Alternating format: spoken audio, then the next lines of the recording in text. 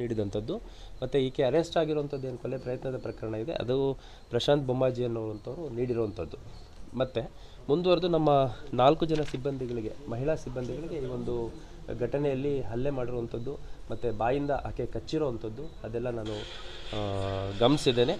ಇದರಲ್ಲಿ ಕಲಾವತಿ, ಚಂದಾವರ್ಕರ್, ಶಕುಂತಲಾ, ರೇಖಾ ಮತ್ತು ಮಾರ್ಗರೇಟ್ ಅನ್ನೋ 4 ಜನ ನಮ್ಮ ಮಹಿಳಾ ಸಿಬ್ಬಂದಿಗಳಿಗೆ ಈಕೆ ಹಲ್ಲೆ ಮಾಡಿದ್ದಾಳೆ. ಮತ್ತು ಒಬ್ಬರು ಸಿಬ್ಬಂದಿಗೆ ಈ ಹೊಟ್ಟೆಯ ಭಾಗಕ್ಕೆ ಭಾಳ ಘೋರ ರೀತಿಯಲ್ಲಿ ಕಚ್ಚಿದ್ದಾಳೆ ಕೂಡ.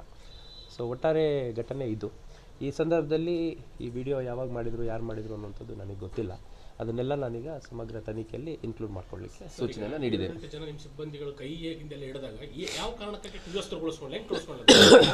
ಈಕೆ ಹೇಳ್ತೀನಿ ಕೇಳಿ, ಈಕೆ ಕೇಳಿ ಒಂದು ನಿಮಿಷ. ಈಕೆಯನ್ನು ಪೊಲೀಸರು ವಶಕ್ಕೆ ತೊಗೊಂಡಂಥ ಸಂದರ್ಭದಲ್ಲಿ ಆಕೆ ಬೆತ್ತಲೆ ಆಗಿಲ್ಲ ಅಥವಾ ಬಟ್ಟೆಗಳನ್ನು ಕಳಚುವಂಥದ್ದು ಮಾಡಿಲ್ಲ. ಆಕೆಯನ್ನು ವಶಕ್ಕೆ ತೊಗೊಂಡಿದ್ದಾರೆ. ವಶಕ್ಕೆ ತೊಗೊಂಡಂಥ ಸಂದರ್ಭದಲ್ಲಿ ಭಾಳಷ್ಟು ರೆಸಿಸ್ಟ್ ಮಾಡಿದ್ದಾಳೆ, ಹಲ್ಲೆ ಮಾಡಿದ್ದಾಳೆ.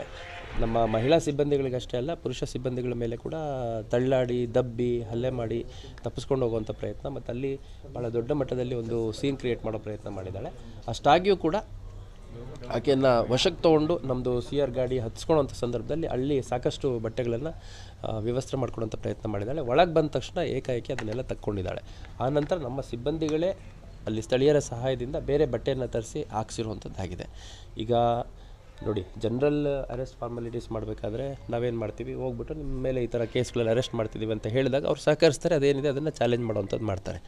ಈಕೆ ಈ ಹಿಂದೆ ಈ ಹೊಸ ವರ್ಷದಲ್ಲಿ ಈ ವರ್ಷದಲ್ಲಿ ಆಗಿರುವಂಥ ಪ್ರಕರಣಗಳು ಹೊರತುಪಡಿಸಿ 2020ರಿಂದ ಒಟ್ಟು 5 ಪ್ರಕರಣಗಳು ಈಕೆ ಮೇಲೆ ಇದ್ವು. ಈ ವರ್ಷದಲ್ಲಿ ಒಟ್ಟು 4 ಪ್ರಕರಣ ಸೇರಿದಂತೆ ಒಟ್ಟು 9 ಪ್ರಕರಣಗಳು ಈಕೆ ಮೇಲೆ